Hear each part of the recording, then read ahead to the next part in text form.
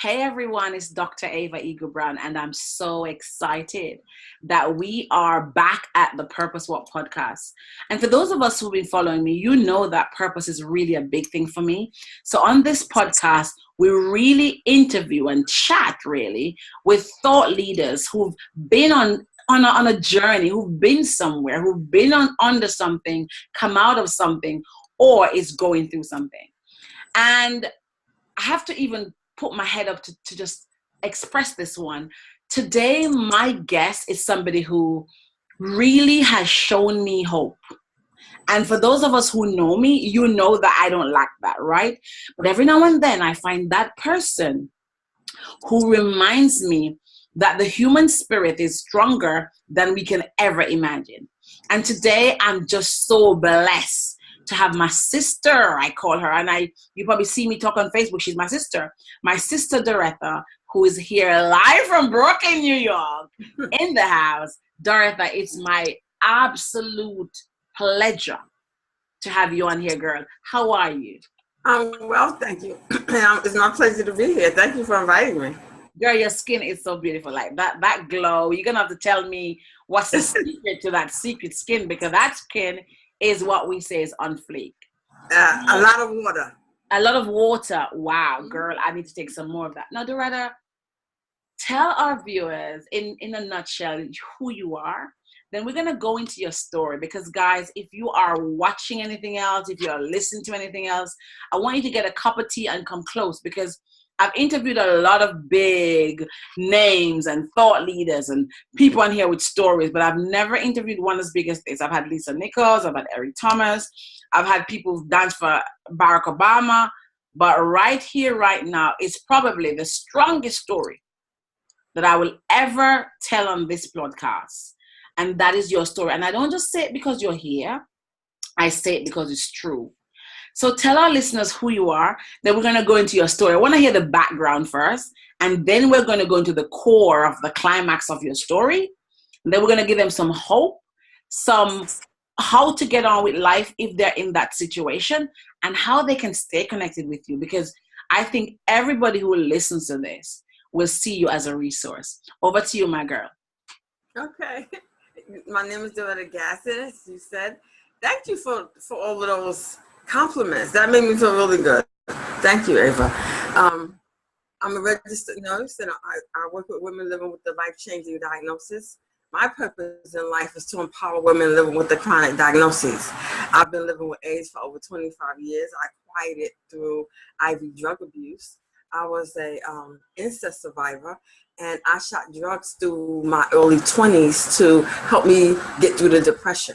And so when I cleaned myself up, went through nursing school, then I was diagnosed in 93.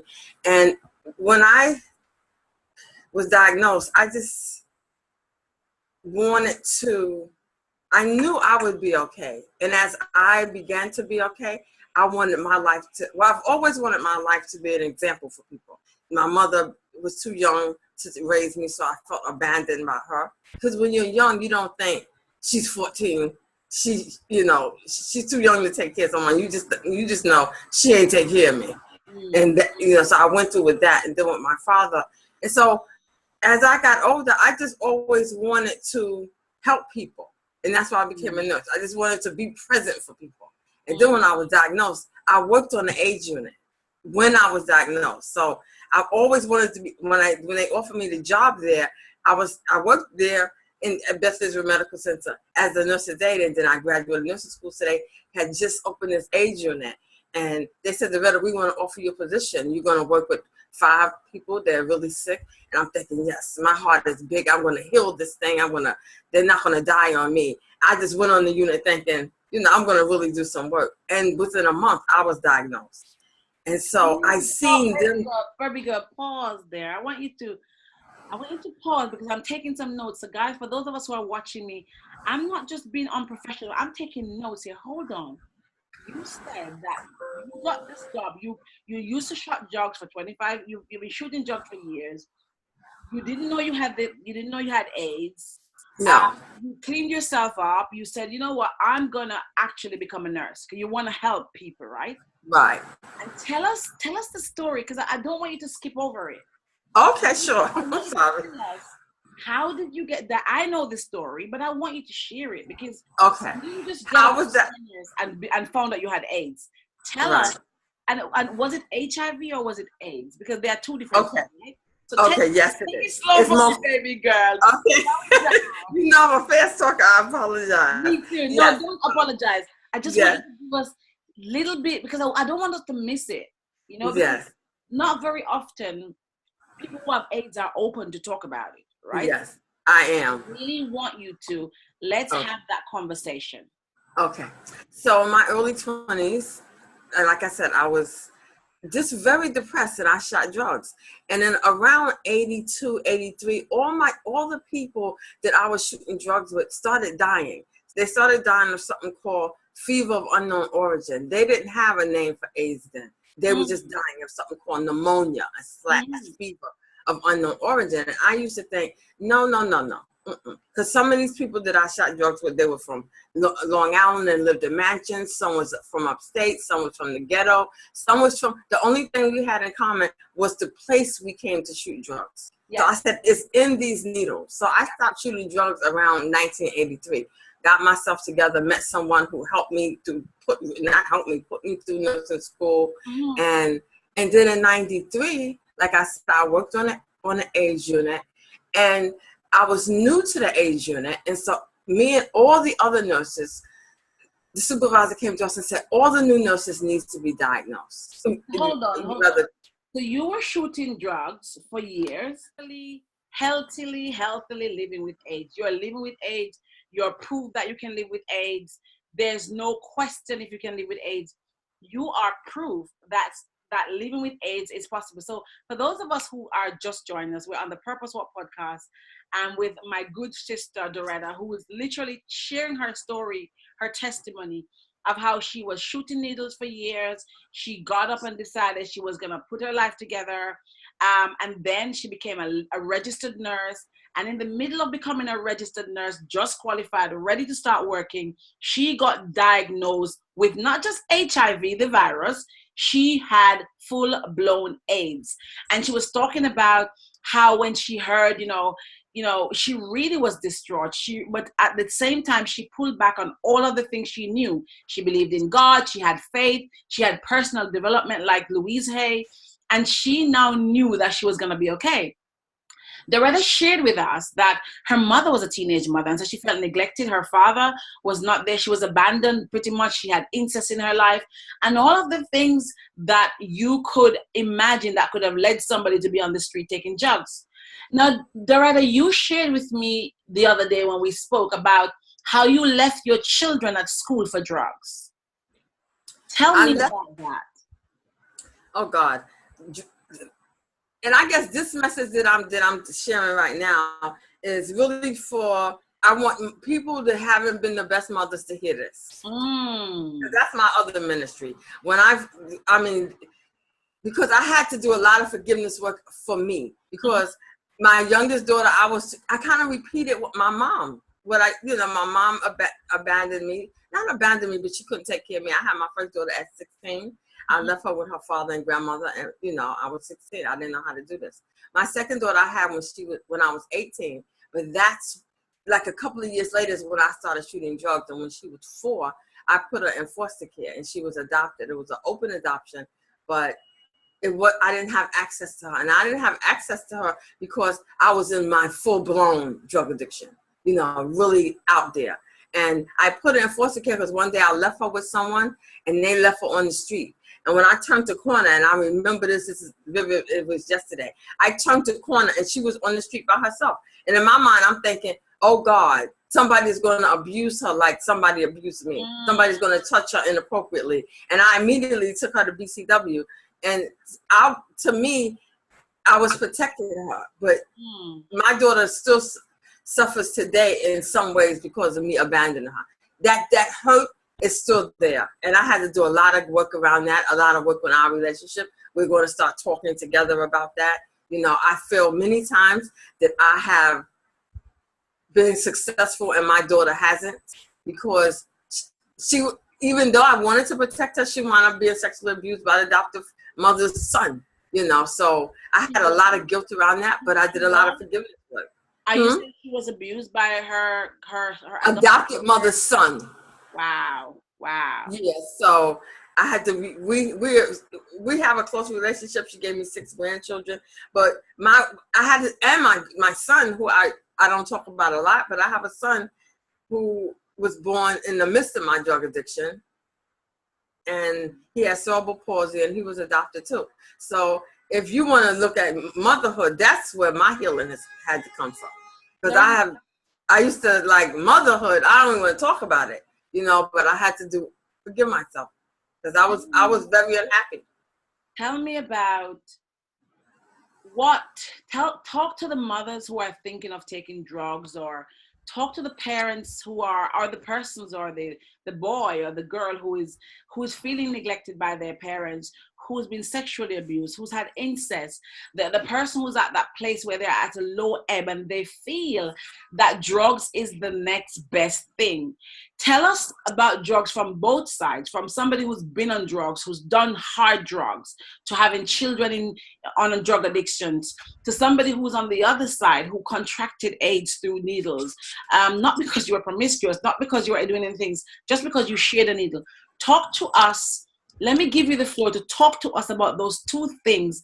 And then I want you to talk to me about how you can live healthily and sensibly with AIDS, because a lot of people need to understand that having AIDS is not the end of the world. Tell us about that. Well, I start talking to the person, the young person, the teenager, the young woman, anybody who has been sexually abused or who have been abandoned, who feels like you're nothing, who your father or your uncle or somebody that you trusted have touched you. I want you to know that it's not your fault. I want you to know that there's a lot of people that know how you're hurting. I want you to know that it's people who feel like you do and have been where you are, and you could talk to them and they can hear you. It's not your fault. You're not damaged. You are not worthless. You are not little, dirty, like I know you feel. All that bullshit. Excuse my language. The person that touched you, they have their own issues. And that's bullshit. All that bullshit. You're none of them. You're none of that. None of that. And I know you think that drug, when you first shoot that heroin, it feels real good.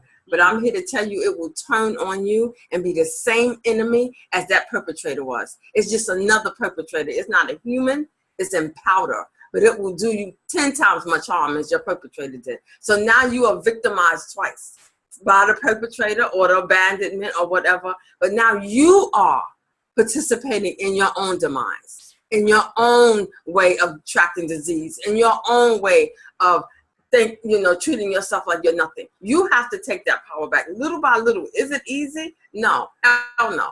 I stayed on drugs for many years until somebody grabbed my hand. And that's what I want you to hear. There's somebody that will grab your hand. There is somebody that will grab your hand. And listen to yourself, your heart, like I did when I picked that guy. I mean, when I picked that, when I didn't pick the guy, they tell me I had the virus. But when I picked, the woman, listen to the person, your heart, when somebody's telling you, talk to this person, because that person may save your life. I met my ex-boyfriend just by stopping to have a conversation with him. Yeah, it was about money, but I stopped to talk to him when I was busy going somewhere else. But that man changed my entire life. I'll be dead if it wasn't for him. So when your heart tells you, open your mouth and connect with that person in front of you, do that. Wow. Because nothing is too big for the God that lives within you. Not in heaven. The God that lives within you, he is right here. And if you may not believe it's a he, it could be a she or it, whatever you believe. That person, that energy that's in you could bring you through anything. I'm here to tell you, I have been in some dark places. I have wanted to self-mutilate. I have been in so much pain that I've thought if I could cut myself, maybe somebody will see how hurt I am, how lonely I am, how lost I feel. But I didn't, I think I'm kind of pretty and I didn't want to deal with the scars. Beautiful. No, but I used to, the drugs I thought would get me out, but I'm here to tell you it won't. It'll make you feel good for a little while and then it'll turn on you. So just reach out, And far as living with the life-changing diagnosis like AIDS, it's a lot of medication out here.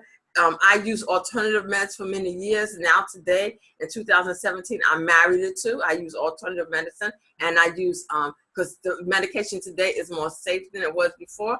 So HIV is equal to me, and I'm here to tell you, I'm not just a person living with it, I'm a nurse. It's manageable just like diabetes, hypertension, or anything else. The only thing, you can infect someone else. Yeah. So just keep that up front too. Yeah. Because you have it, if you don't take care of yourself and you don't use condoms, you can give it to someone else. Then that's the whole ripple effect on them. Thank you. Doretta, I thank you for that message, because anybody who's listening to this, who knows somebody who's got HIV or AIDS, I want you to say to them, I want you to hear what Doretta just said.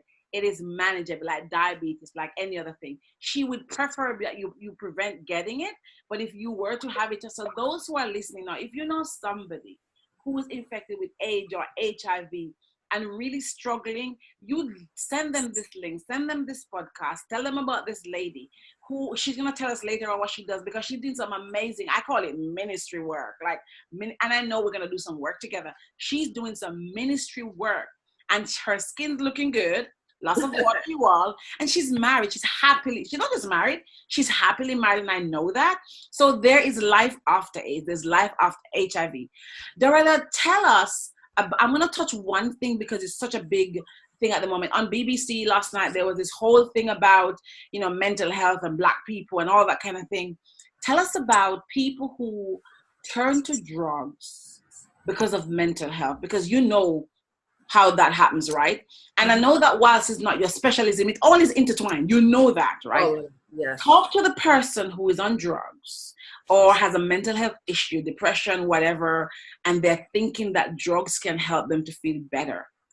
I want you to tie the two together and really give them the truth about the possibilities. Yes. The reason why I started shooting drugs, if that wasn't clear, let me make it clear now, was because I was severely depressed. That's what made me think if I cut myself, somebody would see how I hurt. I really hurt. I really felt lost. And I know many of you may feel that way. Depression is heavy. It will make you not even want to get out of bed. And all I always tell anybody that works with me who's feeling heavy, who's feeling like a disease or mentally or physically or spiritually heavy, all you have to do is keep moving. It could be moving to make a call to the 911 or whatever, the helpline to get help. Mental health, depression will make you reach for drugs, will make you reach for alcohol, but it does not help. It helps for a little while. And just as sure as my name is Doretta Gadsden, I am telling you, it will turn on you in the matter of 6 months or less. It will feel good. It will feel good. Then it'll feel a little bit good. Then it'll turn on you where you need it.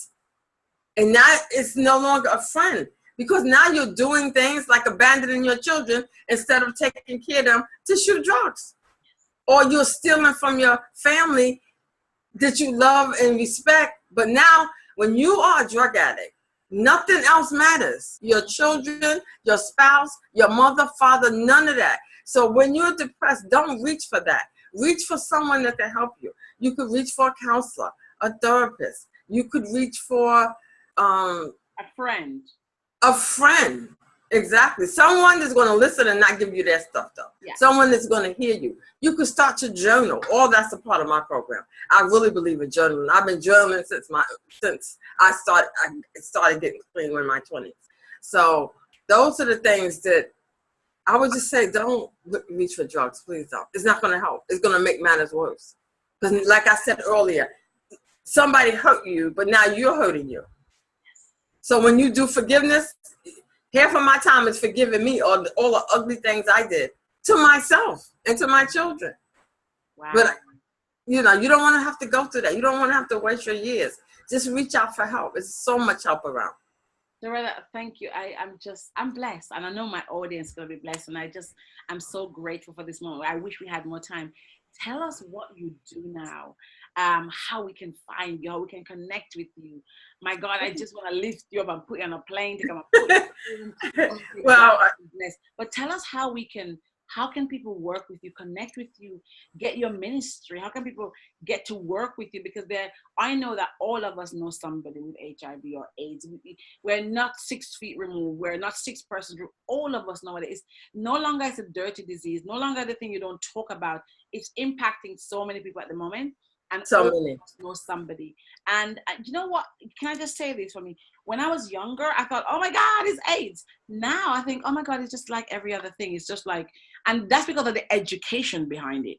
So tell people what you do, because a lot of what you do is education. Right. I hold workshops in New York, and I hold many times on Facebook. But you could connect with me at my website, womenwillbloom.com. My book is on there.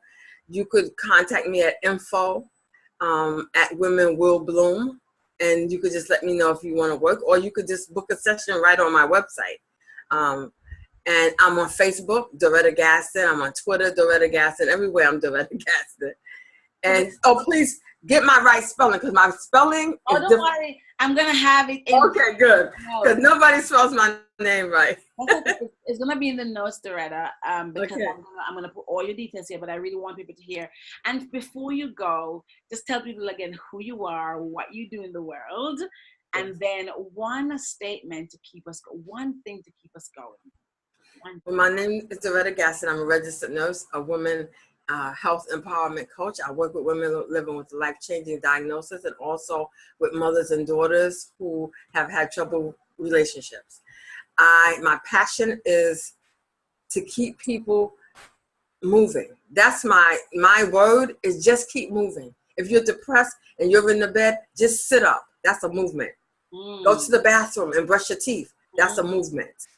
Take a shower. That's another movement. Each movement will get you to the next place. Each hand that you reach out to and ask for help will get you a little further. That's what got me to where I am. Awesome.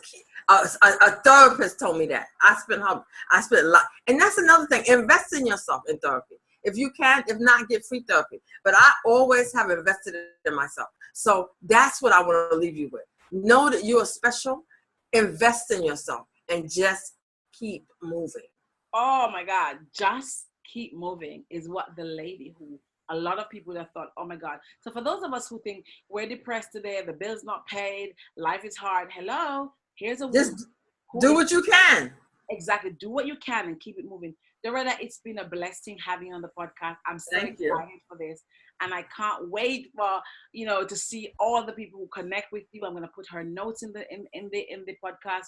For those of us who joined us, listen to this, please share. It's a Purposewalk podcast where we only talk to people who've been somewhere. And my God, where has this woman been? It's Dr. Ava Eager Brown saying, subscribe, like, share, because this message right here is going to save somebody's life. And I see you on the next one. I didn't know you then. Yeah. I do book coaching. I've actually got I've got a lady now doing a menopausal book. It's crazy, but not at the beginning. Just go back, or you can go where you are now, and then take us back into. That's what I was saying. Should I do it like that? You can do it that way. Yeah. Okay. But I would love to write my book. There's so many. It's like so many people in this one person. Yeah. So you need to write it. Yeah. So, girl, look, I'm gonna dash because I'm gonna call. Now, could I share this when you? I will. Yes, I'm gonna send you the link, and I'm gonna use your bio and your headshot. I'm gonna promote it like crazy. I'm gonna email it to my ladies. I'm gonna do a lot of things. Okay. Go to a lot of people. My listeners. So that's Thursday. I can share it. This Thursday, I'm gonna send it to you. This Thursday, All right. This Thursday. I've got a link on Facebook. I've got a Purposewalk podcast on Facebook. And I'm going to put it on my Facebook, Twitter, Instagram, all over the place, my email list. And I'm going to share it with some key people because I think it's a story that needs to be told, especially for people who are depressed and trying to do drugs and people. Yes. And it's a lot of them. It's so many. I'm sending it now to somebody who is she's a movie location manager who I met on the plane on my way back from Croatia. Her best friend is a drug addict and he's at the place now where I know he's about to do something stupid. Wow. Woo! Have you thought of working with the government, the health sector as a consultant? No, but I haven't thought of a lot of it. Talk to your coach, because your coach need to guide you properly. You need to be not a nursing, you need to be consulting. I'm out of here. Take that. All word. right. Take that word and run with it. Love you. I love you too, darling. Bye bye. All right. Bye.